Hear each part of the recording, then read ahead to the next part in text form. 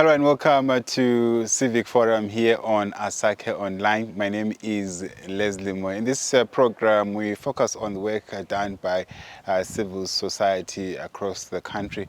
And in today's program, we feature a program called the Urban Futures program that seeks to ensure that young people are part of the knowledge food systems, especially looking at indigenous foods. So we attended a workshop where the consortium that is working on the Urban Futures program was educating young people on how to add value, looking particularly at vegetables. So we spoke to the organizers of the project and they explained at length on what they seek to achieve with this program, as well as young people who are involved in this program. Let's get to hear more from the presentations. I'll be taking you for two issues. The first one is the gender action learning systems methodology. Then the second one is gender sensitive value chain mapping. As we see, I don't mind the gender sensitive value chain mapping. So, namhla session yam ekuqala yakathesi ngizali introduce kule etwa gender action learning systems methodology. I'll quickly run through it and then sizakhangela okuthiwa ngama catalyst tools ayi-3 kuphela a-participatory asoma notes akula exam angithi sisonke. Then my second session emini will look at fundamentals our gender sensitive value chain mapping. Understanding that this project is about changing narratives of food systems in urban setups. As entrepreneurs, we need to understand the value chain. Sisonke. Kwabanye bathi ye bayayazi value chain engxenye abayazi. But cabanga ukuthi bayazi. Kwabanye abayaziyo sizabe sincedisana. I'm here to learn because you guys are doing awesome things. That's why you're all here. So I'm here to learn as well. Hopefully next time sihlangana kwenye session, because for every session yabikhona, for every training, there is always the gender action learning systems and the gender sensitive value chain mapping. Sisonke kanjalo. Right. So siqalisa namhla session yethu. Anyone who share their understanding of what the concept of gender is. What do you understand gender to be? There is no wrong answer. Adult education. What is gender? What do you think gender is? Kwabathenzi. Nthiyakula wrong answer. Yes. Please say your name and then. Oh, okay. Yeah. Should I stand up or? No, you are fine. Oh, okay. So my name is S01EP58. So, I think gender is something etshengisa your sexuality as a person. You can be male or female. You can be male or female. Etshengisa your sexuality. That's an awesome answer. Yes. People living with disabilities. Yeah. She brings in another extension to that. That people living with what? Disabilities. Anyone with a different answer? Or often yengezelela khona phandle. How we all know what gender is. Siyake speak somewhere. What gender are you? What do you identify as? What are your gender pronouns? Lithini, why ingabe libuza in elevated spaces? In fact, here we should have started with what are your preferred gender pronouns? And because this is a group of young people, this is a group of people who have different identities and expressions. Would have preferred, I hope next time, umuntu nxa as introducer, be free. Say, my gender pronouns are he, him. See, so there are spaces where you get there, and my gender pronouns are they, them. Or I don't identify as anything. So what is gender? What do you understand gender to be? Yes.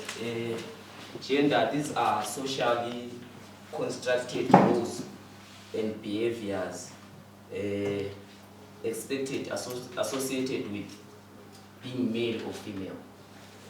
Associated with being male or female. And ngiyabona kulama definitions ase loke nona.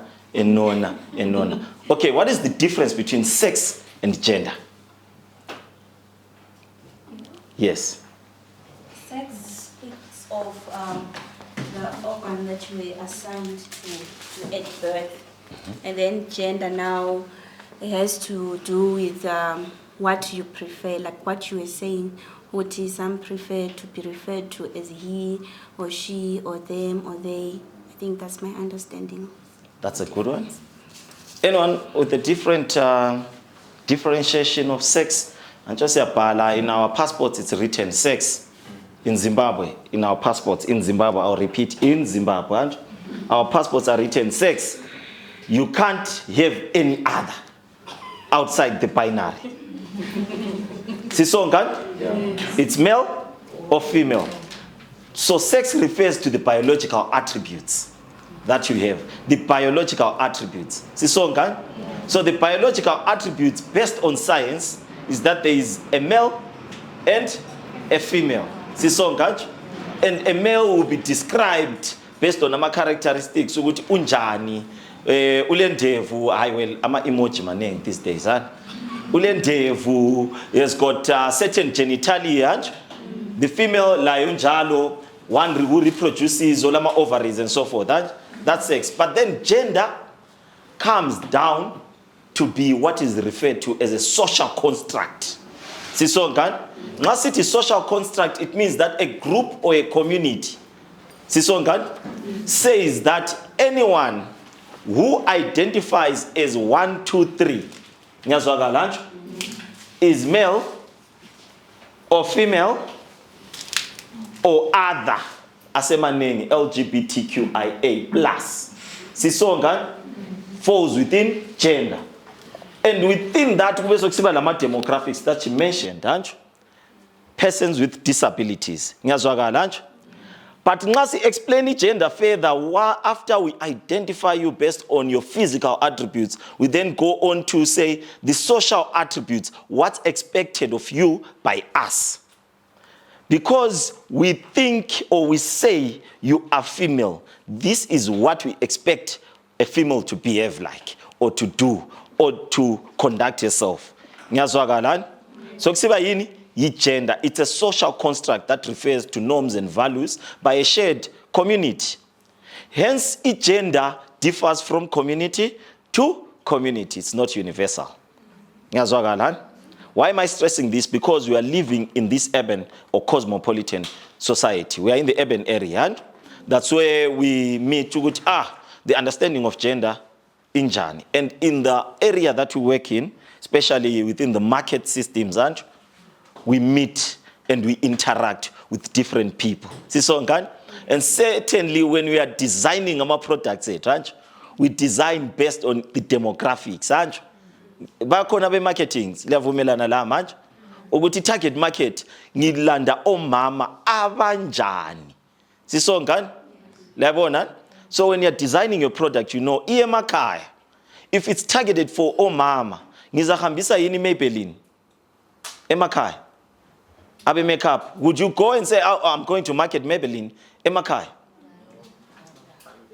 Akuhambelana. Because there is a social construct. Ebona umuntu ozibhudayo ezipende as someone. Ogutu mama emakhaya would not want to be associated or to be labeled as that. Sisonga. But Maybelline, I saw the foot engxenge phumula iphumelela. Sorry to those abe phumula. Vele phumula. Do you understand, right? I saw the phumelele. While it's the price of it, but how I market it, sisonga. And maybe I'm changing umuntu ebe orange Maybelline. Iyalandela itone ngazwa la muthiwa kule tone yathunywa uthiwa hamba uyethenga u001. Wena ungafika uthi ngifuna ukuthiwa toffee kuphela kulama codes yikho bomama ephumula bayabefuna umuntu imakeup emtshintsha ebe yini orange iblack opal and they are fine with that and sisonga. So it's important to understand, just like food systems, it's important to understand when you're designing your product. And just like there are very conservative societies or communities, or if you package amanqina, no matter how packaged they are, they won't eat because amanqina to them is a reason for obaba. Liyazwisisa? Ikolo is a reserve for ubani? Ubaba. No matter how much you package in Gulube, when you go a plum to what one chang, now I have pork snacks. Sisongan? Or ama chips, Sancho, Zep snacks now have different flavors. When you have pork flavor, your product is pumelele. It's a food system, but pumelele because you need to understand the society itself. And the same applies to each gender. Now that singers and you are on the same page in terms of what gender is, and it becomes important, especially in this project and in entrepreneurship and in food systems, to understand gender relations and gender dynamics. Sisonke, that is the purpose of this session, to understand gender relations. Many a times we do SWOT analysis in business studies, and strengths, weaknesses, opportunities, and threats, aren't you? They become generic, aren't you? But those from the social sciences, social sciences and monitoring and evaluation will tell you about conducting a gender analysis study prior to implementing any project, aren't you?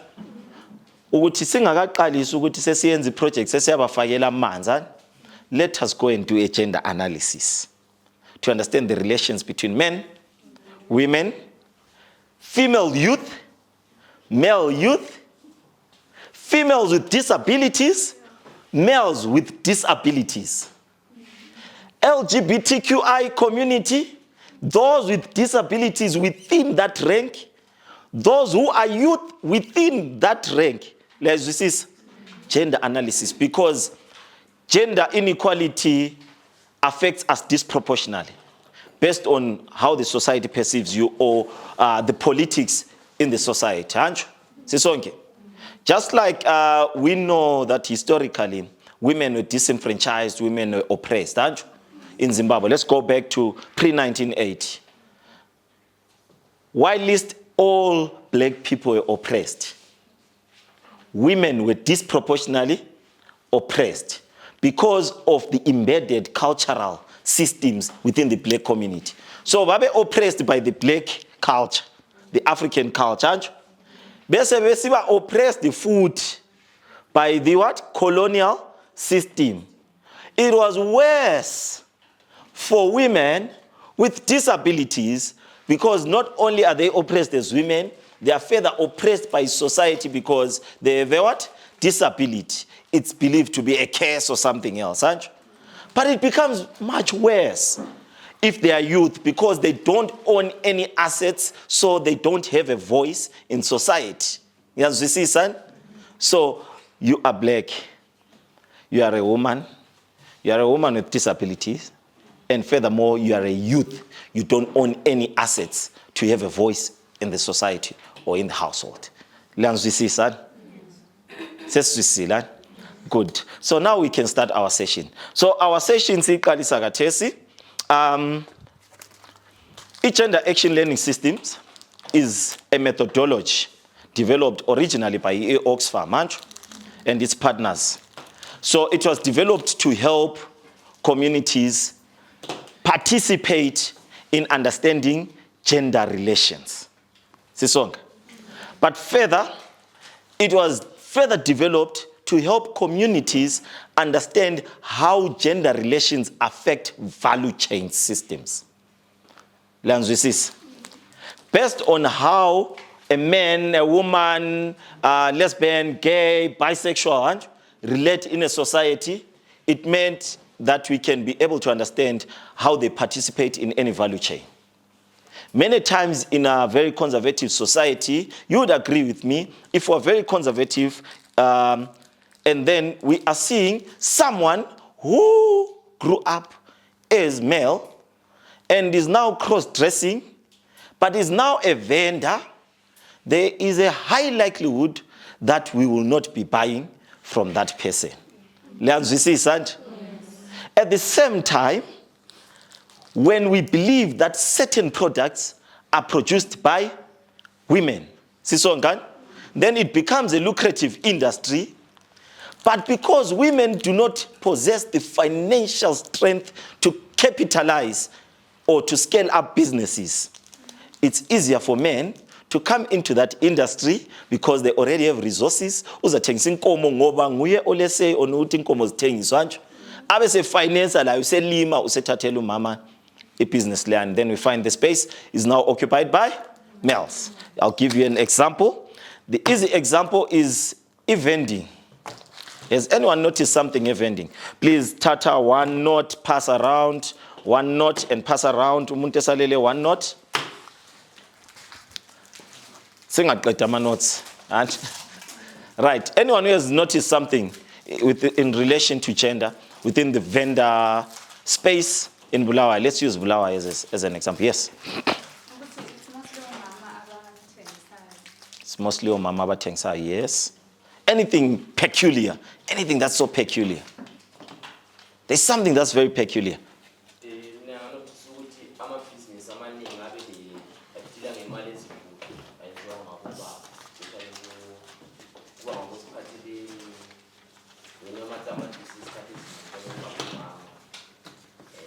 All right.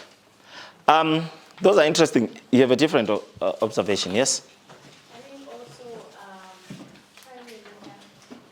the ones that are selling more fruits, Yes. usually, bafana, labobaba, Okay. they are like, iningi labo are the boys. Are the boys. Why? Why do you think so? I guess it's the issue of scanning. Scania. So are you saying those men would choose that and women would not choose that because of strength? It's laborious for women? One of the reasons. Okay, do you have a different opinion? The other thing is ukuthi obaba ibaba oda izinto eziningi ungangena emarket ekuseni kuyaku ngobaba begcina ema-trunking ngobaba kuphela awutholi umuntu ongumama ubhatyele ukuthi ungumama. Right. Ngahlanganisa ama-opinions yenu wonke ama-observations yenu, they are true, all of them. Right, but mfuna ukulibisela emuva mpijana. Sikhula emsikeni mbani wayithengisa emsikeni ngubaba kumbe ngumama? Ngumama. Amatomatisi wathole ngubani? Engumama. Laba abakhula ngibo bebathuma emarket. Let's not talk about the oils groove ngena phakathi anjo. Let's not talk about those in the transport sector or ababuya bezowoda besiya khatshana anjo.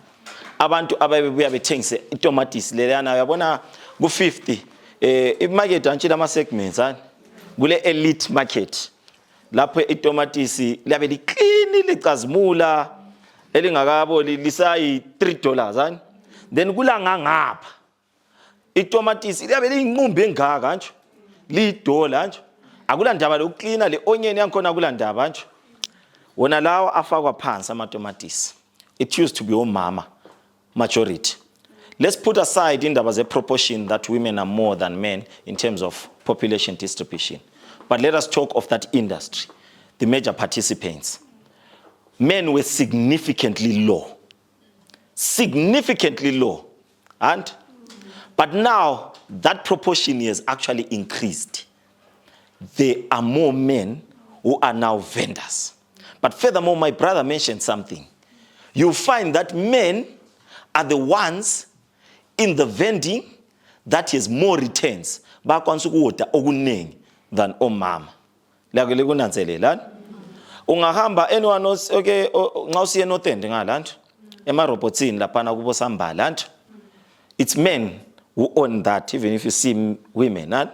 Sika leana, it's what? Men. But then take you just a few years back, even recently, the politics around the vending space, ababe city, bhatalana $5 git, kongo mama mbongo baba. The control of the space is significant. Men are now finding it more lucrative. But there are many factors that came in. Of course, COVID played a pivotal role. Besiba unemployed. Anju, abanye bayachekecha. Basebeyekela ukuchekecha. Basebesi there is quick back here. Food systems. So those are the gender relations that I just wanted us to open our minds. Pay attention when you go in market. Ukubale line in nje kulabo mama abangaki. Lama bhele. Ibhele elajasi khula ugqoka second hand. Omama bayothengiswa amazitshe. Khathesi yo kingpin bamabhele ababe dollar pano $3 blouse ngamadoda. So when they find a space, because they already have a capital what? Muscle, they finance it. And women are slowly pushed out. If you would follow history market, I wished Marcos was here and Mike was here. And even PVTA would have shared maybe the history of e-market, the dynamics of market. That year, Google association, Mama Lavana, what happened to the association? And the control of the space, the control of the food systems. As you learn later on, says Kuluma with the value chain. Ama notes are value chain.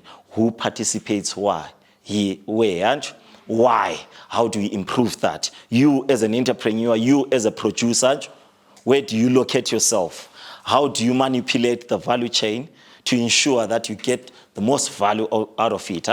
But most importantly, how do we best change narratives for youth in understanding indigenous foods? It comes back to gender relations food. Right, on that piece of paper in front of you, without asking your neighbor, I want you to draw, not write, to draw what you desire to own. You desire to own, whether it's a house, it's a car, it's a cell phone, it's a laptop, it's a yacht, what you desire to own. That's what I want you to draw, don't write. Draw, dweba.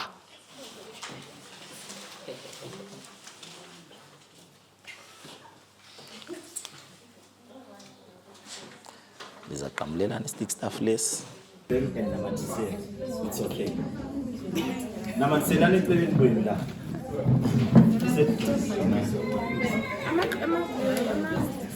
Yena la kwasuna matsela phansi bona pha. There's no problem. Thank you.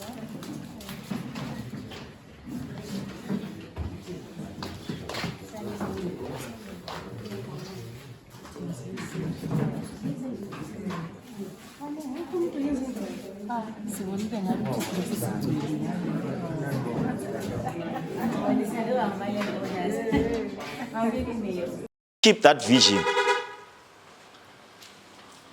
throughout. Sizahlala silayo ikhona lapha.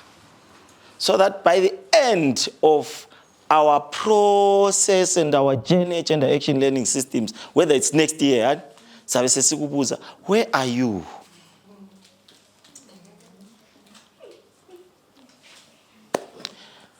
Right, exercise lessons, I try soulmate. Finding your soulmate. Sesitwebile. Kanti izifiso zenu ziyathatha isikhathi ukudweba. Just one. The one, just one. Obvious kunengi, but one.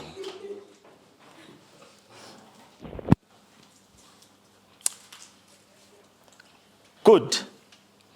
Right. Anyone ofuna ukusukuma asitshengise ukuthi yena udwebeni and asitshele. Any volunteer. One way or another, I can guarantee you, in my sessions, everyone speaks. Sisiyachayisa uzabe ukhulumile kuphela kumbe upresent it. Yes. Your name and then what you drew. My vision is to have a complex that houses African restaurants, African clothing setups, African cutlery and all. So we just combined our visions into one thing. So our project that we're given is to how our visions helps the urban setup and also how it helps our youth, right? So as we want to have that restaurant setup that serves African food, they all have the same vision. So our goal really is to change the narrative about food, African food, because now if we're bringing ukudla kwethu kwesintu sikufake in setups that have standards that fit everyone's classes, it's better that way, because we're discussing that it's hard for people to drive the so that they can get African food. But we're saying we want to put it in a setup everyone is included and no one is embarrassed to be found eating ukudla, because we want to bring in the class, we want to bring in the standards, we want to bring in the style, we want to bring it, to modernize it, to balance, to bring a balance between modernizing it and also making it cultural at the same time. And also, we're saying we want those restaurants because people these days prefer healthy food. Mostly, Chef is where she used to attach. Most people these days are preferring healthy food. So we want to make that available because Uti and Alapa is people are saying more vegetables, more of this, more of that. So we want to make sure that is available. And then our other reason is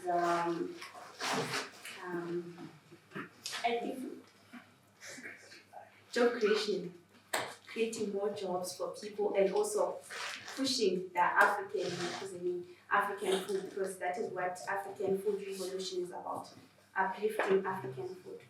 Awesome. Basically, that's it. Let's clap hands for them. So, can I teach you clap hands each time, Makaya? Hey, Makaya. Bachai, my food say. So, we need seven and a boko. Bayati. I pay. And bese bebuza bethi sivuthiwe yini hayi hayi ngakavuthiwa uthi hayi sivuthiwe hayi ngathi sivuthiwe uthi ye, it's only one thunderous clap, right? Let's go. I pay sivuthiwe I pay sivuthiwe I pay sivuthiwe aiche. Thank you guys for that. Next group. Yes. So, Tina, we chose building a home and actually owning property, which is like a house. And so there was a house, there was a farm. So basically we separated it to rural setup and also an urban setup. So, but the benefits are almost the same. So that's why we put the benefits to one category. So first benefit was for a family inheritance. So our goal basically is to have something that is long lasting, sort of like an asset that will generate income for us. So this one, it becomes generational wealth because you can actually pass it on to your kids. And also security of owning your own asset, of owning your home. No one is going to take you out of that home. It's yours. You have the title deeds. And also you can actually turn it into a business center in an urban setup. You can actually house your business. You can actually, she wanted to have an NGO set up in her own house. So that also abates the rent cost of owning that business because it's your house. And then also after retirement, you can actually go and live in your house because it's yours. So you don't have to pay anything because you're not getting any source of income. So now you get to live rent-free, stress-free. And also you can actually rent it out to become a stream of business whereby you are just renting out your property and then people paying rent, actually getting income. Okay, that's awesome. Another clap. I not today. We change claps. So this one is say go and say woo, right? When I say go, you go like pa, woo, right? 3, 2, 1, go. Next group, please.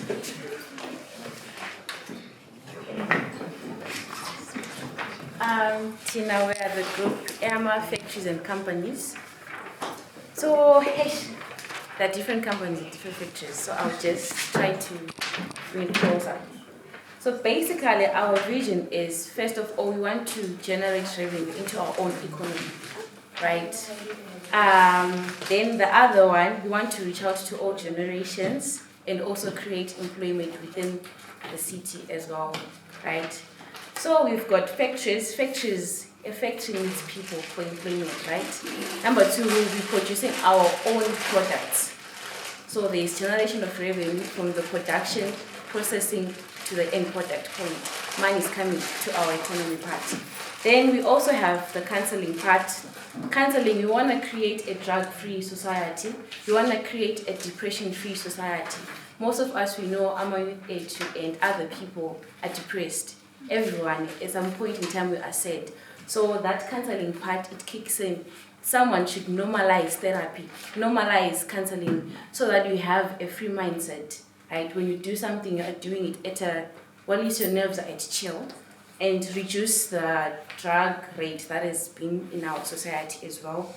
And we also want to empower people to be free to speak out their problems, right? So we're creating a more social environment for people in different diversities as well. And we also had an NGO that focuses on disabled people. This one, we want to change the narrative about disabled people. We want to empower them into them seeing themselves as equals with everyone else. Give them a hand to what do you call this? To do what they want, even if it seems hard for them. But this is it. And we'll also be having, in terms of food systems, we would be running projects like gardenings that they'll be able to do. And them producing gardenings, they're also giving it to their people as well. And also we would want to have a company car. As we see everyone, the population is increasing in the urban area. So instead of us buying cars from outside, let's buy them from us. The regeneration of revenue in the economy part is exactly. And also, we want to reduce the time frames of going to a place. More transport, that means you get to a place earlier. And also, we will have I'm forgetting something. Okay, and also, climate change. We all know that there's been climate change, right? We've been facing the drought, and we want to have a research company on foods that are tolerant to drought, and mostly the traditional food, because we know most of the food that are actually drought tolerant are all millet, rapoko and stuff. So we want to do that research and also sync it with the food that is on demand in our society. I think that's basically. All right. I pick. Simple to you. I pay the food. Simple to you. I check. Good one, guys. Thank you for that. But now they are not called disabled people. They are called persons with disability. Not living with. They don't live with. More like Hazel with dreadlocks, right? Not Hazel living with dreadlocks, right? Awesome, but awesome. The general understanding of your vision, guys, is awesome. Let's hear from that group.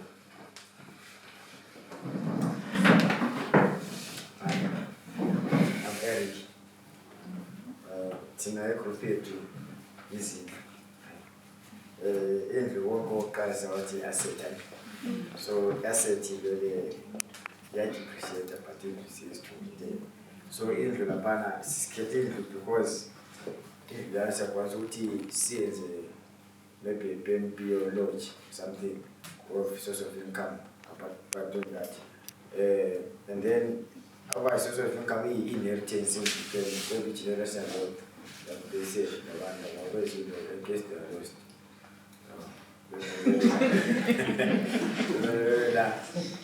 So, what should I call my point? So, I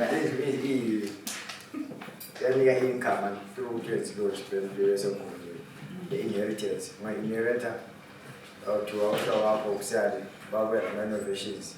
We're going to go to the farm, the Lima Park company that to a small scale, the produce and not products.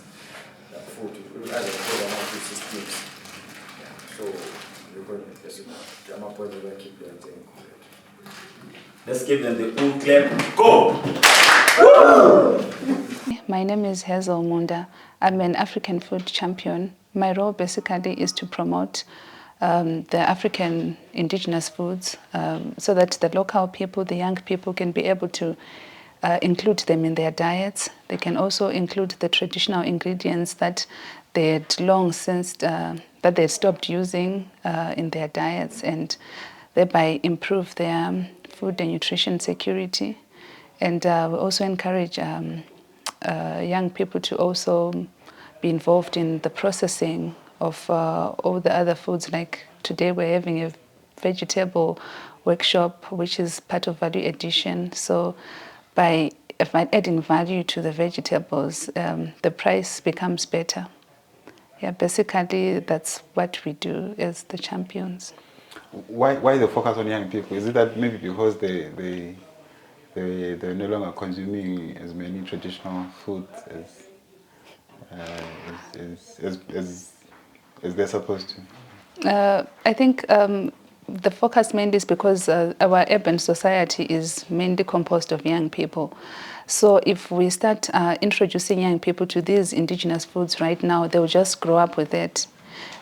Instead of us introducing it to the mature people who are probably going to be leaving the urban areas soon, so at least with young people we know that it's something that's going to grow in them, and it's something that's going to be easily adopted by many people.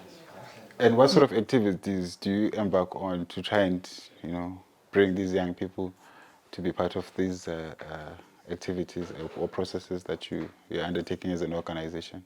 Like when we do our workshops, we select some young people to come and join. And then we also post on social media the benefits of eating traditional foods. Everyone wants to eat something that's healthy, something that's highly nutritious, something that's organic, with the whole thing of organic and climate change. So we just try and post about this a lot, and that way a lot of young people will be able to see it, and they'll be able to take it up and want to try something new. My name is Kuda Kwashi Coutinho. They call me Scooter K. I'm a food champion at African Food Revolution. Thinesikwenzayo ukupromota ukudla kwe-Africa lapha. Ukudla lokhu sikupromota through ukutshela abantu ezigabeni zonke lapha kwaBulawayo ukuthi kusinceda ngani. Njalo siyaqhubeka silokho sibatshela ukuthi ukudla lokhu bengakuchiyi owesintu, ngoba ukudla kwesintu vele kulama benefits amaningi. Singakhangelisisa kakhulu kudala i-life expectancy e-rural areas ngalani sasikwazi ukuthi vele ugogo yabele 8 years uyakwanisa ukugijimisa, kodwa lapha e-urban njengoba sokwangena i-westernization ugogo le 8 years uyabombhabhula mbumfuqa nge-wheelchair. Ngenxa yokuthi kule westernization people are slowly disintegrating from ukudla kwesintu because sebefuna ama-chips, ama-chips, ama-sauce lani. Yeah, so thina we seek to promote through conscientizing the society, the communities, ngendlela ezitshiyeneyo. Siyenza ama-adverts, ama-cartoons, sibakhuthaza ukuthi kule nto ezinjengabo xabuxabu, umnyi, khonokho kukhona vele ukuthi yimantshi, ingaba yimantshi yakho yena le. Awula need yokuthi uhambe uyothenga okunyasazi ngokuqambe ngebizo, kodwa awumelanga uyokuthenga khonokho every time. You can actually go esihlahleni uzikhela umnyi, uxabuxabu lwakho uzichazekele vele ugwetshisile labanye. You'll find ukuthi sugene nutrition eningi khonapha. Yeah. I-response yakho naselitholile injani from ama-communities nxa lihamba siyaphandle lisakhuluma labantu? Because singama youth ku-society abantu basithatha serious, njalo thina we cast our net wide. So inje khona ukuthi ku-society at first you face into ezinje ignorance, but bagcina bebona sebekuthatha serious ku-society. As face ignorance sebeqalisa ukulalela into lezi sibatshela zona abantu. Ikubona mina ngafaka one good example. Mina ngihlala eBF ngale. Omama abaningi abaphekayo phandle laphana nxa kulilanga lebhola vele sebeyimvovo bhola, ulude, amalusu, and sengananzelela futhi ukuthi ama-supporters, how many supporters come ngegame 1? Singathi more than 3,000. come to think of the people abadla khona phiyana omunye amuzwe sithi ngaze ngakhumbula ekhaya ukutshenza ukuthi ule sense of belonging uyayazi yena iheritage yakhe ukuthi hayi vele lokhu yikho kwethu and omama labana they cash in because a lot of people are showing interest in indigenous foods. Ukutholakala kwakhona kulula okungakanani sikhangelela ukuthi sometimes abantu ama-fruits wona lawa izithelo zeganga lani abantu bazidulisa kakhulu ngenxa yokuthi mhlawumbe maybe azitholakali kalula nje ezindlini lapho sihlala khona. Lincedisa kanjani ukuthi mhlawumbe kube le market itholakale izinto lezi zizatholakala khona labantu bazithole ngentengo engathi ingconywana? Okay, besifundisi kakhulu laba balama plaza amaploti abali access to iland enkulu lamanzi besibakhuthaza kakhulu ukuthi beqhubeke belima into lezi sibakhuthaza ukuthi vele bengakulima sibafundise ukuthi how do you store izinto ezinalezi.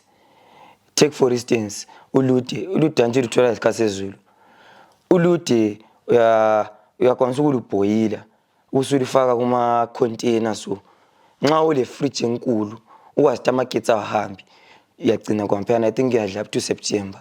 I-message yakho to young people ingaba kuyini looking at i-project leli yenzayo lokuthi nxa labo befuna ukuba lempilo ende benze njani and kuyini njalo futhi ongabakhuthaza khona ikakhulu laba aba-passionate about ukulima lokufuya?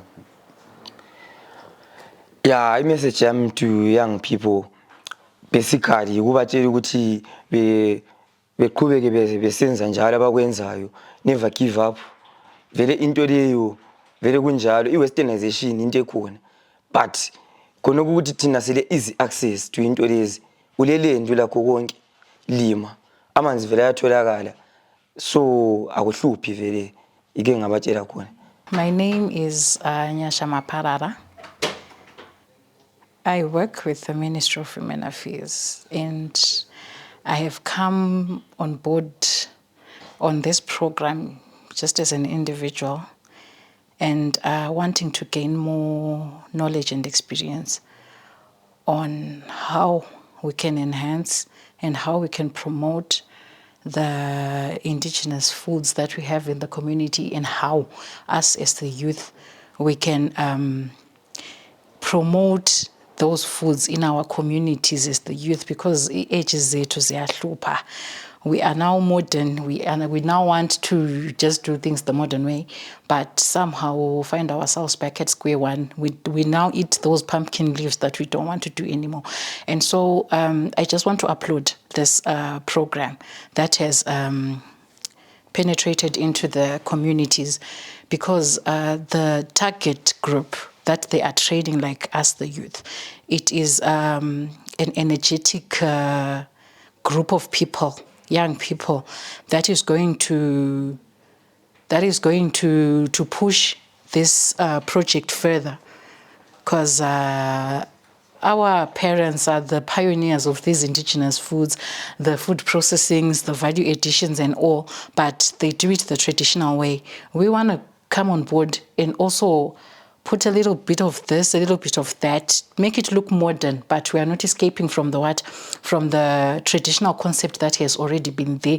We want to push it further, but we want to put it into the youth so that our age groups are motivated and they find something to do, something that is going to keep them off the streets, something that doesn't really need formal qualifications for you to do it, but it needs gardening. We only want a piece of land in this issue. In this case, we want to do farming, and we don't want to lose a leaf to compost. We want to channel everything to the market. We want the public to buy vegetables from the freshest produce to the dry produce, but still getting all the nutritional value in our bodies and in our systems. I think it's a good initiative in the communities. But how do you make it more attractive to young people, and why is it also important for young people to be part of such processes? The importance for young people to partake in such programs is for them to take it further. Because if we train maybe a 60-year-old woman on food processing and everything that we are being taught today, how long is she going to put it, to place it or to drive it into the community? How long is she going to do that? But with our age, we are going to take it further. We are going to run with the program for a longer time, and we are going to document. We are going to keep the knowledge within us, because the youth are going to school these days. They are doing degrees in engineering, this and that, this and that. They are going to innovate. They are going to create some things that our mothers and fathers cannot think of right now. But we are going to preserve this knowledge and even upgrade it with these age groups. That's how important it is for the youth to partake. And the old people, they are our libraries. We cannot forego that. It is a given for them. But this program for the youth is very beneficial, because they are going to store this information. They are going to upgrade this information. The digitalization is here, technology is here.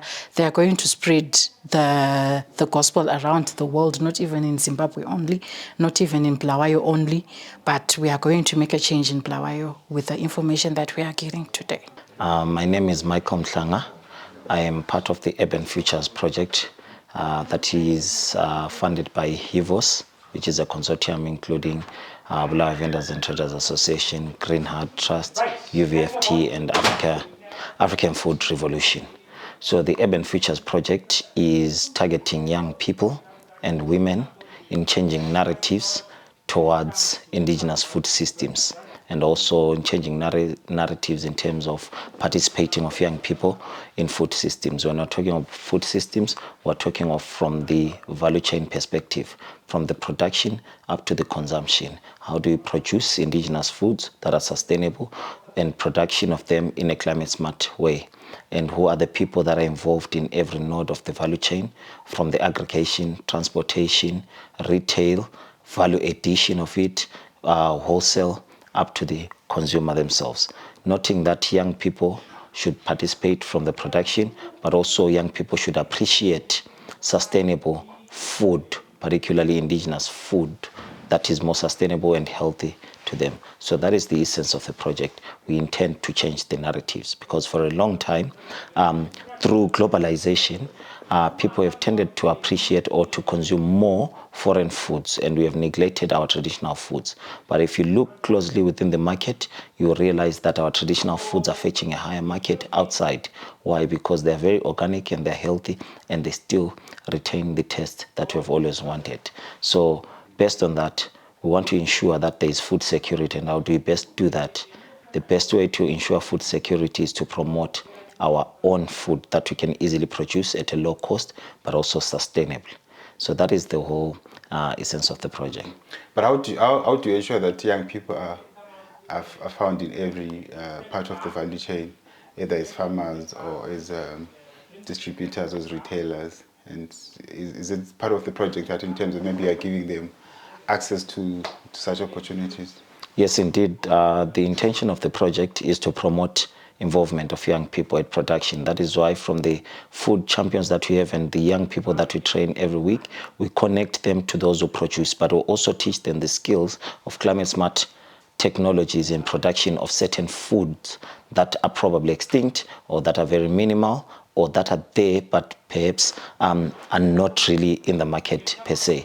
But also using our gender-sensitive value chain approach, we want to ensure that young people are found at each and every node of the value chain, from the production up to the consumption itself. And we are using, we are targeting those popular popular spaces that you have seen, such as Omanjan Sip, such as Omatobo Gin Fest, such as Sneaker Expo, where food is the mainstay or is part of the curation of those activities. And we are going to where those young people are and also bringing that food. But also we are using the very young people that we work with in terms of linking them to those markets, because even if they are able to produce that food, the market was still limited, and hence we are facilitating that in the project. But how also can we make it, because I'm looking at it, we are living in a time where you know, we have all these technologies that allow us to have a global audience. So how are we taking advantage of these platforms, like social media platforms, in terms of marketing our own indigenous foods and making them popular? Just like right now you find that you have pizza, which is popular world over. But how are we making our own food systems more popular even in all over the world? Yes, I like the fact that you have raised the issue of the digital life that you're living in, and young people are mainly found in that space, and we are very much leveraging on it. We're using all spaces of the social media, but we're also coming up with innovative ways of how to document our food through those digital spaces, but also to market them to other young people who might not be directly involved in the project. So through different skills of our food, of our food champions, we find that there are those who are very much versed in the media space, there are those who are very much versed in the marketing space. So we're bringing all those skills together to say, how do we explore and leverage on the digital narrative and the digital culture to ensure that our people can get access to the knowledge of how to produce that food, how to add value to that food, and how to process it. So you'll find us that on TikTok, we'll come up with very interesting content that ensures that we market and package certain products, particularly food products, in an interesting and an appealing way. We use even our Facebook and our X platforms, but most importantly, our YouTube as our citadel of documentation and archiving that knowledge and that skill. And so we are very much using the digital space, not only in terms of marketing, but also in terms of using the remote sensing and the geoinformation systems to ensure that we link the GIS part and the remote sensing together with the entertainment part, which is the marketing part. So we start from the mapping side until someone can have access to that food. Okay. Then let's talk more about the knowledge transfer.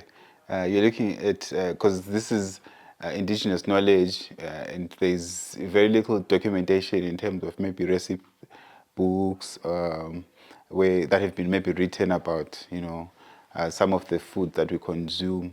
How are we ensuring that there's knowledge transfer maybe from our parents, and then that knowledge is passed down to young people now, so that at least we don't lose out on you know, certain recipes of or indigenous foods that we grew up eating.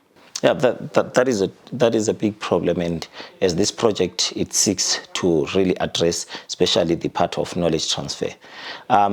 We are working with academia, but are also working with practitioners, especially in terms of the documentation of food systems. For instance, Magriza Made Me Cook and Lupane Veggie Guys, Lupane State University, all this conglomerate of experts within that field. We have been documenting more like extinct food systems or extinct recipes.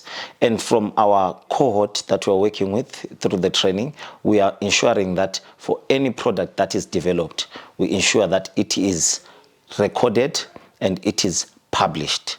But also we're working towards linkages between our food champions and Okoko Labokulu, who do not normally reside in the urban areas, but they have a unique way of how a certain product is produced or how a certain product is processed. And that is the linkage that we are working on. But it works mainly on, it starts at the production level, the type of seeds. So for us, whilst we have researchers within the team, but we also have the indigenous knowledge systems that our young people are linked to.